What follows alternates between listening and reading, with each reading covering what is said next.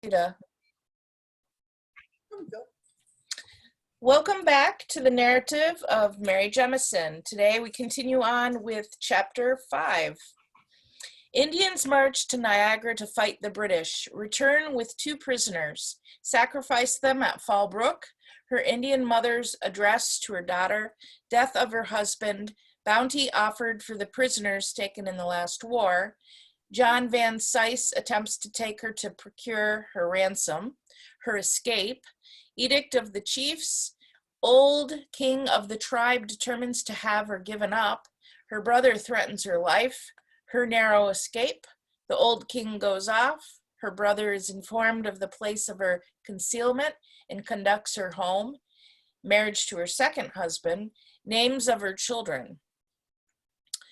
When we arrive at Ginisha, the Indians of that tribe were making active preparations for joining the French in order to assist them in retaking Fort Niagara, as Fort Niagara was called in the Seneca language.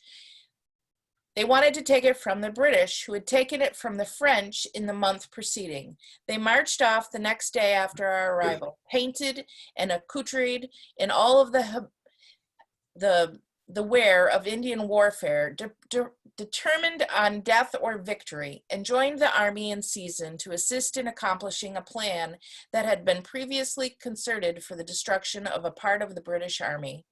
The British, feeling themselves secure in the possession of Fort Niagara and unwilling that their enemies should occupy any of the military posts in that quarter, determined to take Fort Schlosser, lying a few miles up the river from Niagara, which they expected to effect with but little loss. Accordingly, a detachment of soldiers, sufficiently numerous as was supposed, was sent out to take it, leaving a strong garrison in the fort, and marched off, well prepared to effect their object. But on their way, they were surrounded by the French and Indians, who lay in ambush to deceive them, and were driven off the bank of the river into a place called the Devil's Hole, together with their horses, carriages, artillery, and everything pertaining to the army. Not a single man escaped being driven off, and of the whole number, only one was fortunate enough to escape with his life. Our Indians were absent but a few days and returned in triumph, bringing with them 2 white prisoners and a number of oxen. Those were the first neat cattle that there were ever brought to the Genesee Flats. The next day after the return to Ginisha was set apart as a day of feasting and frolicking, at the expense of the lives of their 2 unfortunate prisoners, on whom they purposed to glut their revenge and satisfy their love for retaliation upon their enemies. My sister was anxious to attend the execution and to take me with her to witness the customs of the warriors, as it was one of the highest kind of frolics ever celebrated in their tribe, and one that was not often attended with so much pomp and parade as it was expected that would be. I felt a kind of anxiety to witness the scene, having never attended an execution, and yet I felt a kind of horrid dread that made my heart revolt and inclined me to step back rather than support the idea of advancing. On the morning of the execution, she made her intention of going to the frolic and of taking me with her, known to our mother, who in the most feeling terms remonstrated against a step at once so rash and unbecoming the true dignity of our sex. "How, my daughter," said she, addressing my sister, "how can you even think of attending the feast and seeing the unspeakable torments that those poor unfortunate prisoners must inevitably suffer from the hands of our warriors? How can you stand and see them writhing in the warriors' fire in all the agonies of a slow and lingering death? How can you think of enduring the sound of their groanings and prayers to the Great Spirit for sudden deliverance from their enemies or from life? And how can you think of conducting to that melancholy spot your poor sister Dickawamis, meaning myself, who has so lately been a prisoner, who has lost her parents and brothers by the hands of the bloody warriors, and who has felt all the horrors of the loss of her freedom in a lonesome captivity?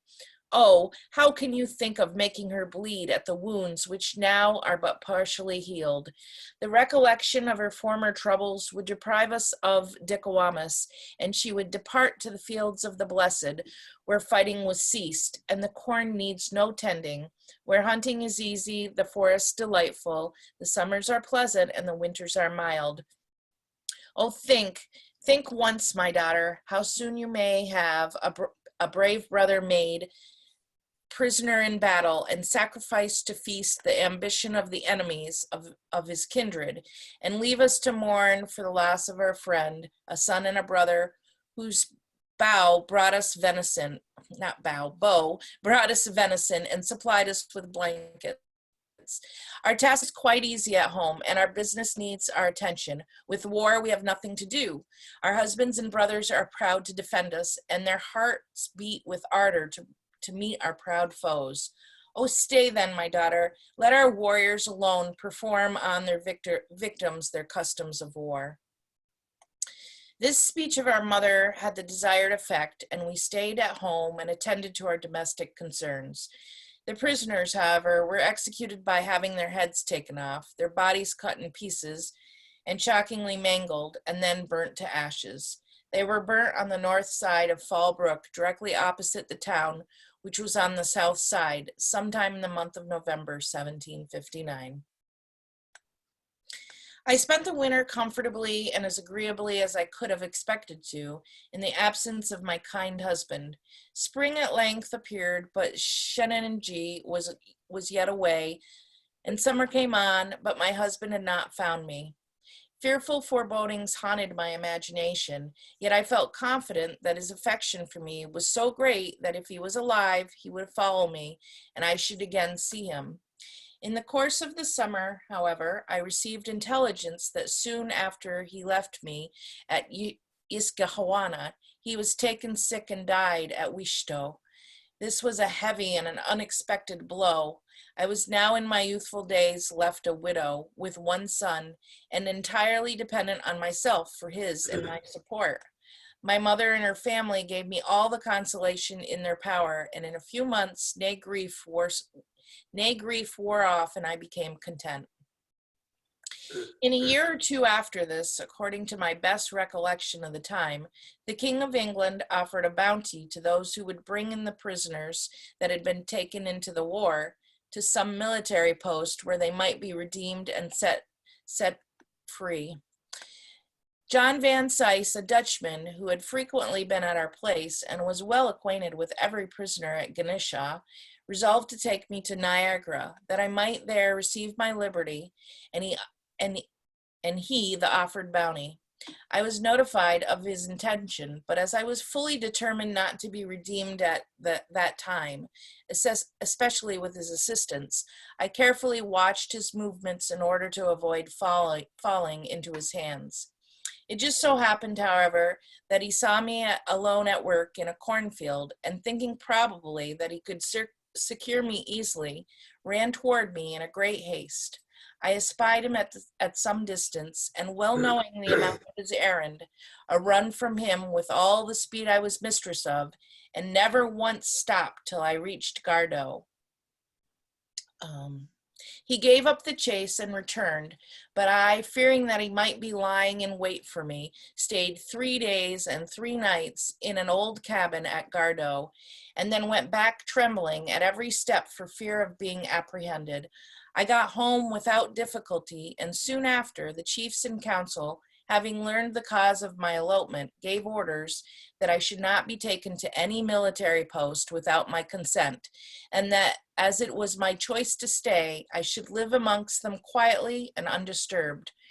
But notwithstanding the will of the chiefs, it was but a few days before the old king of our tribe told one of my Indian brothers that I should be redeemed, and he would take me to Niagara himself. In reply to the old king, my brother said that I should not be given up, but that as it was my wish, I should stay with the tribe as long as I was pleased to. Upon this, a serious quarrel ensued between them, in which my brother frankly told him that sooner that I should be taken by force, he would kill me with his own hands. Highly enraged at the old king, my brother came to my sister's house, where I resided, and informed her of all that had passed respecting me, and that if the king should attempt to take me, as he firmly believed he would immediately take my life and hazard the consequences. He returned to the old king. As soon as I came in, my sister told me what she had just heard and what she expected without doubt would befall me. Full of pity and anxious for my preservation, she then directed me to take my child and go into some high weeds at no great distance from the house, and there hide myself and lay still till all was silent in the house. For my brother, she said, would return at evening and let her know the final conclusion of the matter, of which she promised to inform me in the following manner. If I was to be killed, she said she would bake a small cake and lay it at the door on the outside in a place that she then pointed out to me. When all was silent in the house, I was to creep softly to the door, and if the cake could not be found in the place specified, I was to go in. But if the cake were there, I was to take my child and go as fast as I possibly could to a large spring on the south side of the Samps Creek, a place that I had often seen. And there I would wait till I should by some means hear from her. Alarmed for my own safety, I instantly followed her advice, and I went off into the weeds, where I lay in a state of the greatest anxiety till all was silent in the house. And when I crept to the door and there found, to my great distress, the little cake, I knew my fate was fixed unless I could keep secreted till the storm was over, and accordingly crept back into the weeds where my little Thomas lay. I took him on my back and laid my course for the spring as fast as my legs would carry me. Thomas was nearly 3 years old and very large and heavy. I got to the spring early in the morning, almost overcome with fatigue, and at the same time fearing that I might be pursued and taken. I felt my life an almost insupportable burthen, and I sat down with my child at the spring, and he and I made a breakfast of the little cake and water of the spring, which I dipped and supped with the only implement which I possessed, my hand. In the morning, after I had fled, as was expected, the old king came to our house in search of me and to take me off. But, as I was not to be found, he gave me up and went to Niagara with the prisoners he had already gotten into his possession. As soon as the old king was fairly out of the way, my sister told my brother where he could find me. He immediately set out for the spring and found me about noon. The first sight of him made me tremble with fear of death, but when he came near, so that I could discover his countenance, tears of joy flowed down my cheeks, and I felt such a kind of instant relief as no one can possibly experience unless when under the absolute sentence of death, he receives an unlimited pardon. We were both rejoiced at the event of the old king's project, and after staying at the spring through the night, set out together for home early in the morning. When we got to a cornfield near the town, my brother secreted me till he could go and ascertain how my case stood, and finding that the old king was absent and that all was peaceable, he returned to me, and I went home joyfully. Not long after this, my mother went to Johnstown on the Mohawk River with 5 prisoners who were redeemed by Sir William Johnson and set at their liberty. When my son Thomas was 3 or 4 years old, I was married to an Indian whose name was Hiakatu, commonly called Gardo, by whom I had 4 daughters and 2 sons. I named my children principally after my relatives, from whom I was parted, by calling my girls Jane, Nancy, Betsy, and Polly, and the boys John and Jesse. Jane died about 29 years ago in the month of August, a little before the Great Council at Big Tree, aged about 15 years. My other daughters are yet living and have families. Chapter 6. Peace amongst the Indians, celebrations, worship, exercises, businesses of the tribes, former happiness of the Indians in time of peace extolled, their morals, fidelity, honesty, chastity, temperance, Indians called to German Flats, treaty with the Americans. They are sent for by the British commissioners and go to Oswego. Promises made by those commissioners, greatness of the King of England, reward that was paid them for joining the British. They make a treaty, bounty offered for scalps, return richly dressed and equipped. In 1776, they kill a man at Catega to provoke the Americans. Prisoners taken at Cherry Valley, brought to Beardstown, and redeemed. Indians suffer great loss. Mourning at Beardstown. Mrs. Jemison's care of and services rendered to Butler and Brant. After the conclusion of the French War, our tribe had nothing to trouble it till the commencement of the Revolution. For 12 or 15 years, the use of the implements of war was not known, nor the war whoop heard, save on days of festivity, when the achievements of former times were commemorated in a kind of mimic warfare, in which the chiefs and warriors displayed their prowess and illustrated their former adroitness by laying the ambuscade, surprising their enemies, and performing many accurate maneuvers with the tomahawk and scalping knife, thereby preserving and handling to their children the theory of Indian warfare. During that period, they also pertinaciously observed the religious rites of their progenitors by attending with the most scrupulous exactness and a great degree of enthusiasm to the sacrifices at particular times to appease the anger of the evil deity or to excite the commiseration and friendship of the great good spirit, whom they adored with reverence as the author, governor, supporter, and disposer of every good thing of which they had participated. They also practiced in various athletic games, such as running, wrestling, leaping, and playing ball, with a view that their bodies might be more supple, or rather that they might not become enervated, and that they might be enabled to make a proper selection of chiefs for the councils of the nation and for leaders in war. While the Indians were thus engaged in their round of traditionary performances, with the addition of hunting, their women attended to agriculture, their families, and a few domestic concerns of small consequence, and attended with but little labor. No people can live more happy than the Indians did in times of peace, before the introduction of spirituous liquors amongst them. Their lives were continual round of pleasures. Their wants were very few and easily satisfied, and their cares were only for today, the bounds of their calculations for future comfort not extending to the incalculable uncertainties of tomorrow. If peace were dwelt with men, it was in former times, in the recesses from war, amongst what are now termed barbarians. The moral character of the Indians was, if I may be allowed the expression, uncontaminated. Their fidelity was perfect and became proverbial.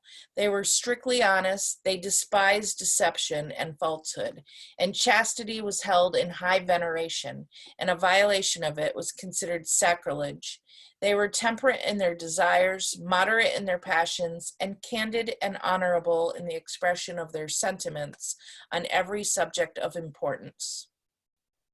Thus, at peace amongst themselves and with the neighboring whites, though there were none at that time very near, our Indians lived quietly and peaceably at home until a little before the breaking out of the Revolutionary War, when they were sent for, together with the chiefs and the members of the Six Nations generally, by the people of the states, to go to the German Flats and there hold a general council, in order that the people of the states might ascertain in good season who they should esteem and treat as enemies and who as friends in the great war which was then upon the point of breaking out between them and the King of England.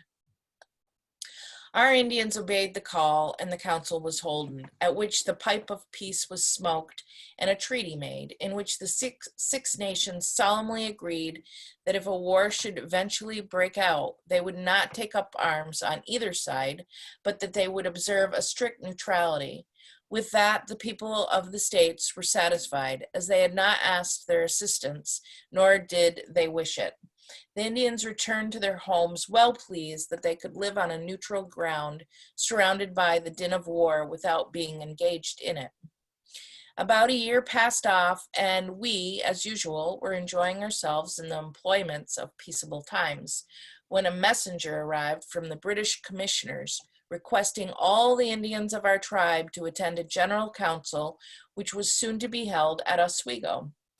The council convened, and being opened, the British commissioners informed the chiefs that the object of calling a council of the Six Nations was to engage their assistance in subduing the rebels, the people of the states, who had risen up against the good king, their master, and were about to rob him of a great part of his possessions and wealth, and added that they would amply reward them for all their services. The chiefs then arose and informed the commissioners of the nature and extent of the treaty which they had entered into with the people of the states the year before, and that they should not violate it by taking up the hatchet against them. The commissioners continued their entreaties without success, till they addressed their avarice by telling our people that the people of the states were few in number and easily subdued, and that on the account of their disobedience to the king, that they justly merited all the punishment that it was possible for white men and Indians to inflict upon them, and added that the king was rich and powerful both in money and subjects, and that his rum was as plenty as the water in Lake Ontario, that his men were as numerous as the sands upon the lake's shore, and that the Indians, if they would assist in the war and persevere in their friendship to the king till it was closed, should never want for money or goods. Upon this, the chiefs concluded a treaty with the British commissioners, in which they agreed to take up arms against the rebels and continue in the service of His Majesty until they were subdued, in consideration of certain conditions which were stipulated in the treaty to be performed by the British government and its agents. As soon as the treaty was finished, the commissioners made a present to each Indian of a suit of clothes, a brass kettle, a gun and tomahawk, a scalping knife, a quantity of powder, and lead a piece of gold, and promised a bounty on every scalp that should be brought in. Thus richly clad and equipped, they returned home after an absence of about 2 weeks, full of the fire of war and anxious to encounter their enemies. Many of the kettles which the Indians received at that time are now in use on the Genesee Flats. Hired to commit depredations upon the whites, who had given them no offense, they waited impatiently to commence their labor, till sometime in the spring of 1776, when a convenient opportunity offered for them to make an attack. At that time, a party of our Indians were at Catega, who shot a man that was looking after his horse, for the sole purpose, as I was informed by my Indian brother, who was present, of commencing hostilities. In May following, our Indians were in the first battle with the Americans, but at what place I'm unable to determine. While they were absent at that time, my daughter Nancy was born. The same year at Cherry Valley, our Indians took a woman and her 3 daughters prisoners and brought them on, leaving one at Canandaigua, one at Honeoye, one at Cattaraugus, and one, the woman, at Little Beardstown, where I resided. The woman told me that she and her daughters might have escaped, but that they expected the British Army only, and therefore made no effort. Her husband and sons got away. Some time having elapsed, they were redeemed at Fort Niagara by Colonel Butler, who clothed them all well and sent them home. In the same expedition, Joseph Smith was taken prisoner at or near Cherry Valley, brought to Genesee, and detained till after the Revolutionary War. He was then liberated, and the Indians made him a present, in company with Horatio Jones, of 6,000 acres of land lying in the present town of Leicester in the county of Livingston. One of the girls just mentioned was married to a British officer at Fort Niagara by the name of Johnson, who at the time she was taken, took a gold ring from her finger without any compliments or ceremonies. When he saw her at Niagara, he recognized her features, restored the ring that he had so impolitely borrowed, and courted and married her. Previous to the battle at Fort Stanwix, the British sent for the Indians to come and see them whip the rebels, and at the same time stated that they did not wish to have them fight, but wanted to have them just sit down and smoke their pipes and look on. Our Indians went to a man, but contrary to their expectation, instead of smoking and looking on, they were obliged to fight for their lives, and in the end of the battle were completely beaten, with a great loss in killed and wounded. Our Indians alone had 36 killed and a great number wounded. Our town exhibited a scene of real sorrow and distress when our warriors returned and recounted their misfortunes and stated the real loss they had sustained in the engagement. The mourning was excessive and was expressed by the most doleful yells, shrieks, and howlings, and by inimitable gesticulations. During the Revolution, my house was the home of Colonel Butler and Brant. Whenever they chanced to come into our neighborhood, as they passed to and from Fort Niagara, which was the seat of their military operations. Many and many a night I have pounded samp for them from sunset till sunrise, and furnished them with the necessary provision and clean clothing for their journey. So that was the end of chapter 6. And does anybody have any comments about what we heard today? I noticed in that last sentence, SAMP was mentioned, which was also mentioned in Jack Koyak's presentation. Oh, good. I didn't get it. Yeah. Still interesting, and there were references to places we're well familiar with, so that was interesting. And interesting how the Native Americans are kind of like caught between a rock and a hard place when it comes time for the Revolutionary War. Yeah. And how kind of matter of fact she takes the fact that she's married a second time. Yeah. The 6 children.